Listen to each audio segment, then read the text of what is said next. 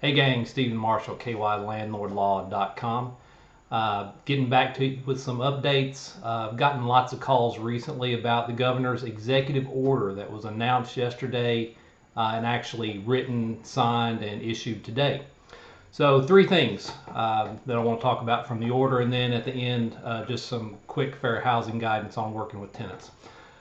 First, business closings. That's what everybody wants to know about. Our landlords required to close, our property management companies required to close.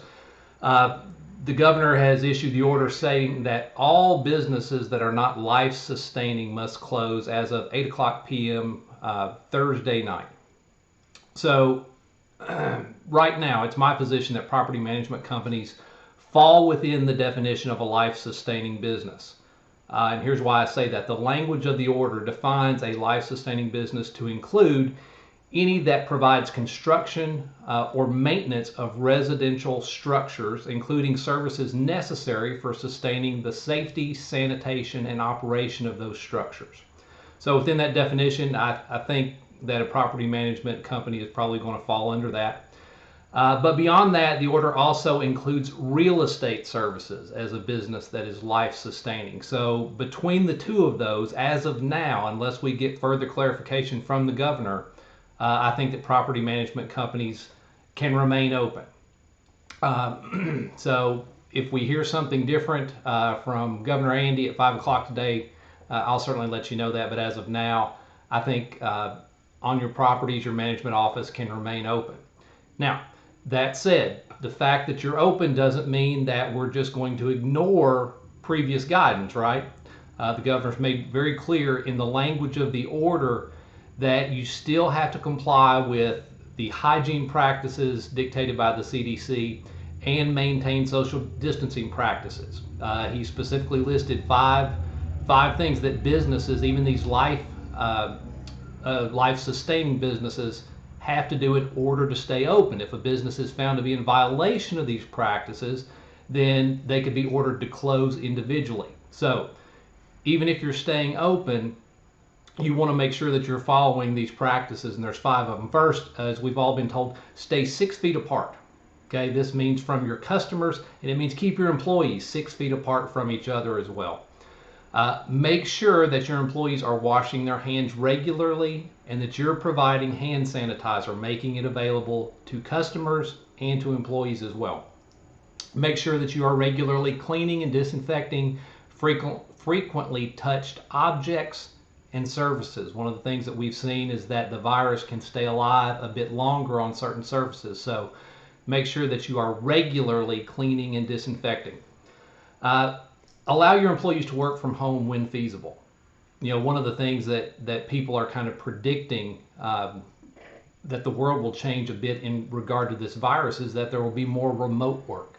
This is a fantastic time to figure out what is essential as far as your employees being on site. What work can they do remotely? People working from home keeps everyone else safer. That helps flatten the curve, which is our goal in all this. So if people can work from home, let them work from home. And then finally, if anyone shows up to work sick, ask them to leave. Okay, ask them to leave. That's an imperative at this point. So those 5 practices, even though we're allowed to stay open at this point, make sure that you're following those five guidelines so that you don't get asked to be shut down individually. So those are the first 2 things from the governor's emergency order, executive order that was issued. The third thing is that throughout the state of Kentucky, a state of emergency has been declared, and until that has been lifted, all evictions are suspended throughout the entire state. Okay, that's point number 1. Point number 2 is that he's instructed all law enforcement officers throughout the state of Kentucky to cease enforcement of any current eviction orders at residential properties. So sheriffs, constables, any other law enforcement officers, they have been ordered not to enforce any eviction orders. And that's until the state of emergency has been lifted. But finally, the order makes clear that no one has been relieved of their obligation to pay their rent, to pay their mortgage, or to otherwise comply with any lease or any mortgage contract. So the obligation for your tenants to pay rent has not stopped. Your obligation to pay your mortgage has not stopped. The obligation of your tenants to comply with their leases, that hasn't ended. Your obligation to comply with other aspects beyond payment of your mortgage, that hasn't stopped. It's just that the enforcement mechanism, the remedy, the consequence, so to speak, has been suspended. That will not always be the case. So those are the three things that we need to know from the governor's order. And the important part about this last point about evictions being suspended, that stays in place until the state of emergency has been lifted. Now, as of now, the courts are scheduled to open back up on April the 13th. So it's conceivable that the courts could open back up on April the 13th, but that evictions could continue to be suspended because the state of emergency hasn't been lifted at that time. Now, my expectation is that all of this is going to go arm in arm, and that the courts won't open back up for non-emergency business until the state of emergency has been lifted. So I hope that that's a moot distinction, but that remains to be seen, and we'll keep our eye on it. And then finally, as I mentioned in my last video, been getting lots of landlords reaching out to me about ways that you can work with your tenants. And one of the concerns is that you'll end up with a fair housing violation, in that you're going to end up treating some tenants differently than others.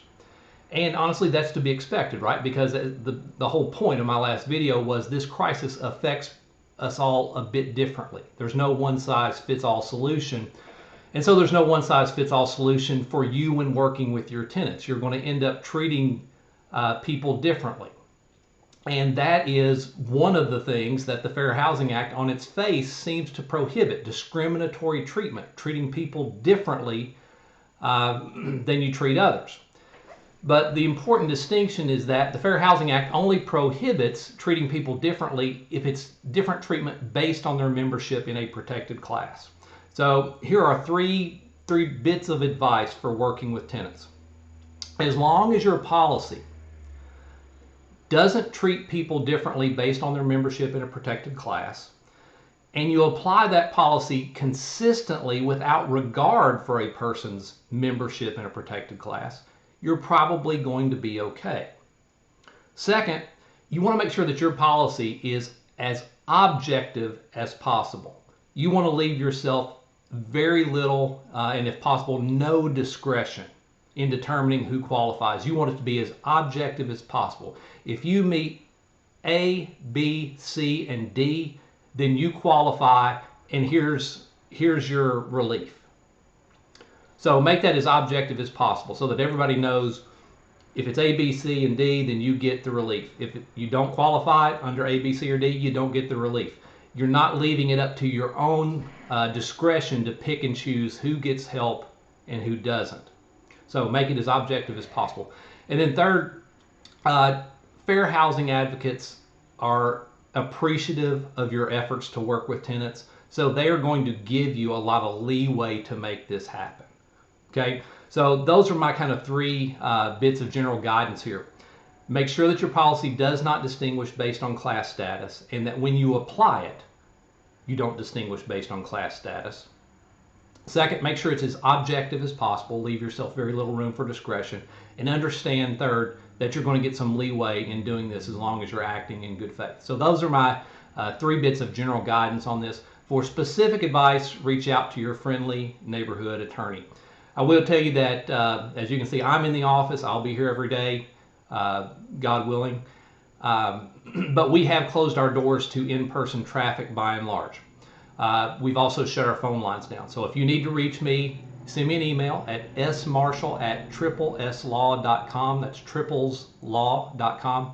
Or hit me up on my cell phone. So, because I'm still working, be glad to work with you. We've got a lot going on. So tune in to the governor today at 5.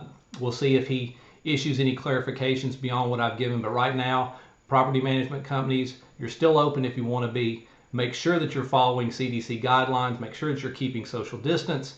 And make sure that people are able to work from home if possible. That's all I've got for today. Hope you guys are staying safe and doing well. We'll talk soon. Take care.